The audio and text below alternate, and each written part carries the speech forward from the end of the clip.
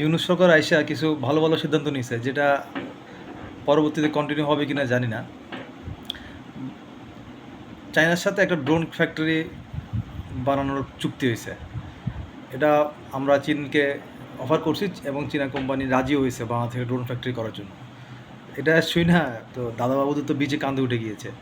হ্যাঁ, অলরেডি সমাবেশ ডাইকা তারা আলোচনা করতেছে যে বাংলাদেশ তো এখন চায়নার নাম তো মুখে নিতে পারে না ভয়ে।